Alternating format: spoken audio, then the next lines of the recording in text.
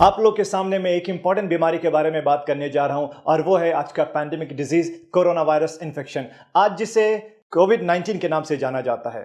ये pandemic disease जिसे हिंदी में महामारी कहते हैं। आप लोगों ने सुना होगा किसी जमाने में कि पूरे मुल्क में हैजा फैल गया है या पूरे मुल्क में प्लेग फैल गया है। ये सब अपने आप में एक महामारी थे। उसी तरह से आज के टाइम की महामारी ये कोरोना वायरस डिजीज है। सोशल मीडिया, व्हाट्सएप, फेसबुक के जरिए हमारे पास बहुत सारे इंफॉर्मेशन है ये कोरोना वायरस के बारे में। इसमें कुछ सही है और कुछ गलत। इस सही गलत के चक्कर में बहुत सारे लोगों की जिंदगी पे और बिजनेस पे काफी असर पड़ा है। लोगों में एक बहुत डर का माहौल बना हुआ है। लोगों को लगने लगा है कि अगर उनको ये इन्फेक्शन हो जाएगा तो उनका मरना पक्का है, जबकि ये बिल्कुल गलत बात है। ऐसे सिचुएशन में मेरी जिम्मेदारी है कि मैं आपके सामने सही इंफॉर्मेशन दूं और गलत बातों से आपको सावधान करूं। आइए समझते हैं इस वायरस के बारे में। जो सबसे पहला केस दुनिया के सामने आया वो वुहान शहर से, जो चाइना में पड़ता है। जब आउटब्रेक हुआ था तो उस टाइम कुछ लोग वहां पे गए हुए थे, कुछ लोग बिजनेस के लिए, कुछ एजुकेशन के लिए और कुछ लोग घूमने के लिए। सेम टाइम पे जब वो वापस आए, एक मुल्क से दूसरे मुल्क से तीसरे मुल्क, और इस तरह से पूरे दुनिया में ये इन्फेक्शन फैलता गया। सबसे पहला सवाल कि ये बीमारी फैलती कैसे है। आपको बता दो, ये बीमारी क्लोज कांटेक्ट से फैलती है, सांस के जरिए। ये एक रेस्पिरेटरी डिजीज है। ये वायरस हमारे नाक से होते हुए सीधे लंग्स में पहुंचता है। आप इस वायरस के स्ट्रक्चर को देखिए, इसमें कुछ स्पाइक्स जैसे नुकीली चीजें हैं और साथ में हमारे लंग्स का फोटो देखिए, कितने ब्रांचेस बने हुए। ये वायरस सीधे नाक के रास्ते से होते हुए हमारे लंग्स में जाता है और आसानी से चिपक जाता है। ये वहीं पे मल्टीप्लाई होता है, उसके बाद से नुकसान पहुंचाना स्टार्ट करता है। तो यहाँ पे साफ मतलब है कि जो ज्यादातर सिम्टम्स हमारे पास में आते हैं वो लंग्स से रिलेटेड होते हैं। और ये वायरस अगर आपके खाने के साथ पेट में जाए तो पेट में एसिड प्रोडक्शन होता है खाना पचाने के लिए, जिससे ये वायरस मर जाता है। तो इसका मतलब ये हुआ कि खाने से ये वायरस नहीं फैलता है। एक बहुत बड़ा कंफ्यूजन है लोगों में कि क्या नॉनवेज खाने से भी ये वायरस फैलता है। मैं आपको बता दूं, बिल्कुल नहीं फैलता है। आउटब्रेक जब हुआ था वुहान से, तो वहां पे एक सी फूड मार्केट है। अब वो सी फूड मार्केट में एक साथ काफी सारे लाइव एनिमल्स, जिंदा जानवर और फिश जैसे सी फूड मिलते हैं। रिसर्च के हिसाब से एक एनिमल वायरस और एक ह्यूमन वायरस मिलकर के म्यूटेशन हुआ और एक नया वायरस बन गया। तो इसलिए हम इसे नोवेल कोरोना वायरस भी कहते हैं। अभी के टाइम पे ये पूरा का पूरा ह्यूमन वायरस है और सिर्फ इंसान से इंसान में फैलता है। इसलिए अगर आपको कोई ये कहे कि मटन खाने से या चिकन खाने से भी ये इन्फेक्शन फैलता है तो गलत बात है। हाँ, वो जनरल प्रिकॉशन है कि हम जो भी खाना बनाएं उसको बहुत अच्छे से पका करके खाएं। एक इंसान से दूसरे इंसान में ये इन्फेक्शन कैसे फैलता है। आप मान लो ये इन्फेक्शन मुझे हो चुका है और मुझे खांसी होना स्टार्ट हो चुका है, तो मेरे खांसी करने के दो तरीके होंगे। एक तो मैंने हवा में खांसी किया और दूसरा मैंने अपने हाथों पे खांसी किया। दोनों कंडीशन में मैं ये इन्फेक्शन एक दूसरे को फैला सकता हूं। अगर मैंने हवा में खांसी किया तो मेरे मुंह से वायरस निकला और वो 1 से 1.5 मीटर तक जाकर के नीचे चला जाएगा। उस बीच में अगर मेरे अगल बगल में कोई है तो उसके हाथ पे चिपक जाएगा वायरस या उसके मुंह पे लग जाएगा ये वायरस। अगर मैंने अपने हाथ पे खांसी किया और मैं अपने घर पे बैठा हूं तो मैंने पानी पीने के लिए जग को टच किया, फ्रिज खोला या किसी भी सामान को टच किया, और अगर मैं बाहर जाने के लिए निकलता हूं तो मैंने लिफ्ट को टच किया या किसी भी चीज को मैंने टच किया, उस बीच में कोई दूसरा इंसान आकर के उसी सेम चीज को टच करता है, तो ये हमारी नॉर्मल आदत होती है कि हम लोग अपने हाथ को बार बार अपने मुंह पे लगाते हैं, नाक को टच करते हैं, आंख को भी टच करते हैं। तो इससे आसानी से ये इन्फेक्शन उस इंसान को भी हो जाएगा। नाक पे वायरस गया, नाक से होते हुए सीधे लंग्स में चला जाएगा। लोगों में ये भी कंफ्यूजन है, ये वायरस हवा में भी उड़ता है क्या। आपको बता दूं कि ये वायरस हवा में नहीं उड़ता है। आपको जैसे मैंने बताया कि मैंने खांसी किया तो मेरे मुंह से वायरस निकल के 1 से 1.5 मीटर तक जाकर के नीचे चला जाता है। तो ये वायरस हवा में नहीं उड़ता है। अब किसी को ये इन्फेक्शन हो जाए तो क्या क्या सिम्टम्स आएंगे, यानी कि मरीज के अंदर लक्षण क्या क्या होंगे इस बीमारी के। जो सबसे पहला लक्षण स्टार्ट होगा वो तो आम फ्लू जैसे सर्दी जुकाम और गले में खराश, लेकिन इसके साथ में सूखी खांसी और बुखार भी होगा। मतली जैसा यानी कि उल्टी होने का मन भी होगा पेशेंट को, और धीरे धीरे ये सिम्टम्स और ज्यादा बढ़ते जाएंगे वक्त के साथ। साथ में उनकी हिस्ट्री भी देखिए कि पिछले 10 से 12 दिनों में वो किन किन जगहों पे गए हैं।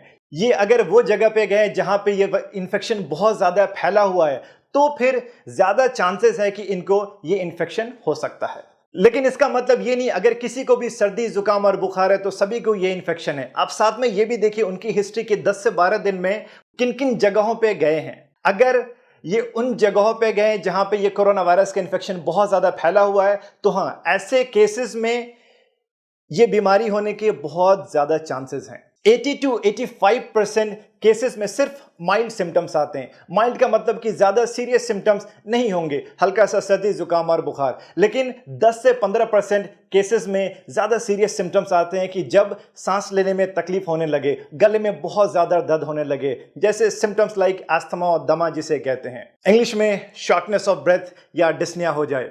अब तक बच्चों में ये बीमारी ज्यादातर नहीं देखी गई, लेकिन इसका मतलब ये नहीं कि बच्चे 100% सेफ है। ज्यादातर बड़े लोगों में इस बीमारी का असर देखा गया है। नौजवान और हेल्दी लोग इस वायरस को आराम से बर्दाश्त कर सकते हैं, लेकिन जिनका उम्र 60-70 साल से ज्यादा है, बूढ़े, ज़ईफ और जिनके साथ में कोई दूसरी बीमारी भी है जैसे कि डायबिटीज, हाइपरटेंशन, दिल की बीमारी, उनके लिए यह वायरस को बर्दाश्त करना मुश्किल होगा। उम्र के साथ और बाकी बीमारियों के साथ इंसान का इम्यून सिस्टम थोड़ा कमजोर हो जाता है। इम्यून सिस्टम का मतलब हमारे शरीर की अपनी शक्ति होती है बीमारी से लड़ने की। अगर किसी को ये सारे सिम्टम्स आ जाए तो आगे आपको क्या करना चाहिए? आप सबसे पहले इस हेल्पलाइन नंबर पे फोन करिए और अपने सिम्टम्स के बारे में बताइए। ये हेल्पलाइन नंबर इंडियन गवर्नमेंट की तरफ से है। हेल्थ अथॉरिटीज के लोग आपसे बात करेंगे और आपको सही मशवरा देंगे। जरूरत पड़ने पे आपके दिए हुए एड्रेस पे आएंगे और आपका जांच करेंगे। अगर उनको सारे सिम्टम्स इस वायरल इन्फेक्शन का लगेगा तो आपके गले से स्वैब कल्चर लेकर के टेस्ट के लिए जाएंगे, और ये टेस्ट अभी सिर्फ सरकारी लैब सेंटर्स पे ही हो पाएगा। फोन नंबर के अलावा हर स्टेट में कुछ खास सरकारी हॉस्पिटल है जिसे इस वायरल इन्फेक्शन का स्पेशल सेंटर बनाया गया, आप वहां पे जाइए। आपका टेस्ट अगर के पॉजिटिव आ जाता है तो उसके बाद में क्या होगा? सबसे पहली बात, आपको बिल्कुल भी नहीं घबराना है, बिल्कुल भी नहीं डरना है। 80 to 85%, 80 से 85% लोगों में सिर्फ माइल्ड सिम्टम्स आते हैं, हल्के सिम्टम्स। अगर सिम्टम्स जरा सा है तो आपको एक स्पेशल वार्ड में आइसोलेट कर दिया जाएगा 2 हफ्ते के लिए, जहां पे आपका सिम्टोमेटिक इलाज चलेगा। अगर किसी को बहुत ज्यादा दिक्कत हुआ सांस लेने में तो उनको आईसीयू में रखा जाएगा, जहां पे वेंटिलेटर की सुविधा भी उपलब्ध होगी, जो कि सिर्फ 10 से 15% लोगों में हो रहा है। आपको जब मैंने 2 हफ्ते के आइसोलेशन के बारे में बोला तो आइसोलेशन को मैं अच्छे से समझा दूं। आइसोलेट होने का नाम सुन के लोगों में एक डर सा बन गया है। उनको लगने लगा है कि 2 हफ्ते के लिए उन्हें जेल में बंद कर दिया जाएगा या पूरी दुनिया से उनको अलग कर दिया जाएगा, और इस डर की वजह से वो ना तो किसी हॉस्पिटल में जा रहे हैं और ना ही किसी डॉक्टर से मिल रहे हैं। आपने सुना होगा कि जो सस्पेक्टेड मरीज थे कोरोना वायरस के, यानी जिनके अंदर ये सारे सिम्टम्स आ रहे थे कि इनको शायद ये इन्फेक्शन हो सकता है, और डॉक्टर ने उन्हें एडमिट होने के लिए या आइसोलेट होने के लिए बोला और वो मरीज वहां से भाग गए। प्लीज ऐसा मत करिए। आइसोलेशन का मतलब है कि आपको एक खास रूम में 2 हफ्ते के लिए रखा जाएगा, निगरानी में। दूसरे लोगों से कांटेक्ट नहीं होने दिया जाएगा। जरूरत पड़ने पे आपको उसका सिम्टोमेटिक इलाज दिया जाएगा। यह वायरस का इन्फेक्शन ही क्लोज कांटेक्ट से होता है। आप अपने आप को आइसोलेट करके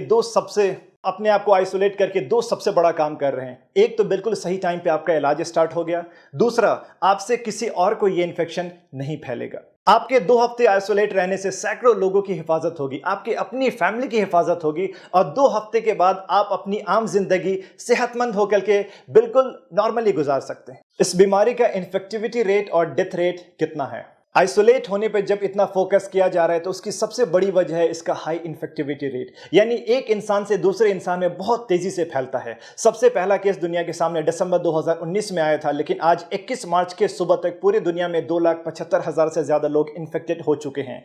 इंडिया में 235 लोग का केस अब तक पॉजिटिव हो चुका है, और सस्पेक्टेड केस और भी बहुत ज्यादा हैं। लेकिन एक अच्छी बात यह है कि इसका डेथ रेट 4% से भी कम है, यानी कि अगर 100 इंसान को इन्फेक्शन हो जाए तो डेथ सिर्फ 3 या 4 लोगों में हो रहा है। और वो 3-4 लोग जो इन्फेक्टेड है वो भी जो ज्यादा बूढ़े, ज़ईफ हैं या जिनकी इम्यून सिस्टम बहुत ज्यादा कमजोर है। आपको अगर ये इन्फेक्शन हो जाए तो उसके बाद आपका इलाज कैसे होगा? अगर आपको सिम्टम्स नहीं है तो आपको होम आइसोलेशन के लिए मशवरा दिया जाएगा। अगर माइल्ड सिम्टम्स है तो आपको एक स्पेशल वार्ड में आइसोलेट किया जाएगा, जहां पे आपको निगरानी में रखा जाएगा और सिम्टोमेटिक इलाज दिया जाएगा। सिम्टोमेटिक इलाज का मतलब है कि आपको जो भी तकलीफ है वो तकलीफ को कम करने की दवा दी जाएगी। अगर आपको बुखार है तो बुखार की दवा दी जाएगी, खांसी है तो खांसी की दवा दी जाएगी, या उल्टी हो रहा है तो उल्टी के लिए दवा, पेट में दर्द है तो पेट दर्द की दवा। अगर केस बहुत ज्यादा सीरियस है, यानी कि सांस लेने में दिक्कत होने लगी है, सांस की प्रॉब्लम है, तो ही ऐसे सिचुएशन में आईसीयू की जरूरत पड़ेगी। अभी 100% कोई भी स्पेसिफिक मेडिसिन या वैक्सीन मार्केट में नहीं आया है। अब इस बीमारी को आगे फैलने से कैसे रोका जाए? आपको जैसे मैंने बताया कि इसका इन्फेक्टिविटी रेट बहुत ज़्यादा है, यानी 1 से 2, 2 से 4 और 4 से 8 बहुत आसानी से फैलता है। अगर किसी एक इंसान को ये इन्फेक्शन हो जाए और हमने उसको एक जगह पे आइसोलेट कर दिया तो उस इंसान से आगे नहीं फैलेगा। या खुद हमने अपने आप को ज़्यादातर लोगों से दूर रखा, वो इसलिए कि हमें पता नहीं है कितने लोग इन्फेक्टेड है, तो हमने अपने आप को बचा लिया। ये आइसोलेशन और ये दूरियां ही इस इन्फेक्शन को आगे फैलाने से रोकेगा।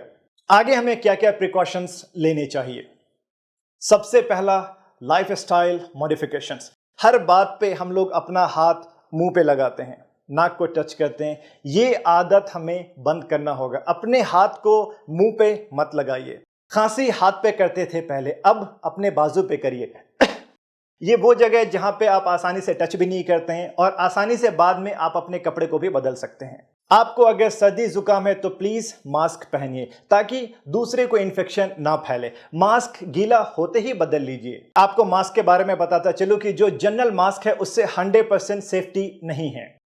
सर्जिकल मास्क या N95 मास्क से काफी हद तक सेफ्टी है, लेकिन N95 मास्क सभी के लिए रिकमेंडेड नहीं है। जो हेल्थ केयर के लोग हैं, जो मरीज से बहुत क्लोज रहते हैं, उनके लिए ये बिल्कुल जरूरी है। एक एंटी पॉल्यूशन क्लॉथ मास्क है जो यूज कर सकते हैं आप, और सुबह से रात तक मास्क लगाने की भी बिल्कुल जरूरत नहीं है। लोगों से दूरियां मेंटेन करना काफी होगा। बाहर किसी भी पब्लिक एरिया में जा रहे हैं तो प्लीज मास्क लगाइए।